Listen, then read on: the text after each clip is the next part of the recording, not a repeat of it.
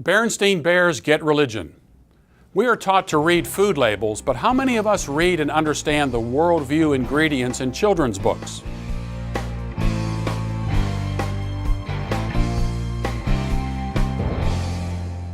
My name is Gary DeMar, President of American Vision, and your host for Vantage Point. Most children's literature is innocuous. There's no particular social, moral, or political agenda found in Pat the Bunny or Toes, Ears, and Nose. But as children get older, parents and grandparents need to be careful. For example, And Tango Makes Three is an illustrated children's book about two male penguins that raise a baby penguin. It's based on a true story of two male penguins in New York City's Central Park Zoo that adopt a fertilized egg and raise the chick as their own. Sounds like a sweet animal story that any child would and could enjoy. And if there wasn't an agenda attached to it, it would be just that, a sweet animal story for children and parents alike. But the book's storyline is being pushed as a homosexual primer to soften up young minds for the more overt propaganda that will one day come and enter their local government school. The logic of the book goes something like this. If it's okay for two male penguins to raise a baby penguin, then why is it not okay for two male humans to do the same?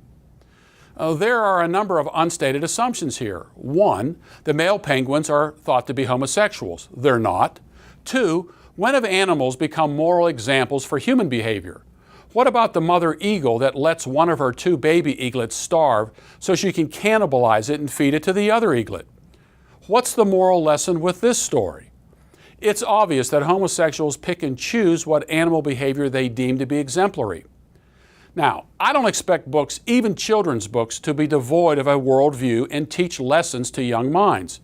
In fact, all books are written within the context of a worldview model, whether it's stated or not, or whether the writer even recognizes the worldview assumptions that are presupposed. Even Pat the Bunny assumes a particular worldview. There are all kinds of metaphysical and epistemological themes underlying every facet of the story. There's something rather than nothing. How did the bunny get there? And how could a book be written about it? There's a bunny in a book being read by a parent to a child. How profound is this? There's something called bunniness and humanness. There are differences between a bunny and a human. Why? One is an animal, the other is not. Most children today are taught that humans are just more highly evolved animals, just 3 DNA percentage points above chimpanzee DNA. There are rabbits and there are humans to pat them. Have you ever asked a child why there's no book called Pat the Human written by a rabbit? Where are the rabbit libraries, rabbit hospitals, and rabbit schools? Why haven't rabbits learned to build better accommodations, better rabbit homes to protect them from predators rather than holes in the ground, given the premise that their evolutionary development is supposedly longer than that of humans? That's right, all these deep questions are found in Pat the Bunny. Now you can imagine what it was like for my two sons to grow up with me. In 1980, when Carl Sagan opened his book Cosmos with the line, "The cosmos is all that is, or ever was, or ever will be," we weren't surprised, given Sagan's secular basis. But I wonder how many parents knew what a children's book written in 1975, 5 years before Sagan's hugely popular book and film series of the same name, said exactly the same thing. This book was a Children's Choice Book Club selection of Scholastic Book Service. The book? Stan and Jan Bernstein's The Bear's Nature Guide, a nature walk through bear country. Consider these humongous Sagan-esque naturalistic worldview presuppositions from a children's book read to millions of young children and later reinforced in the government school classroom. Nature is every person, thing, and place here on earth and out in space. Nature's the sun, the moon, the stars. It's faraway planets like Venus and Mars. It's the mountains, the valleys, the shore, the sea. Nature is you. Nature is me. It's all that is, or was, or ever will be. Carl Sagan, Richard Dawkins, Daniel C. Dennett, Sam Harris, and Christopher Hitchens couldn't have said it any better. For example, here's a statement from Richard Dawkins.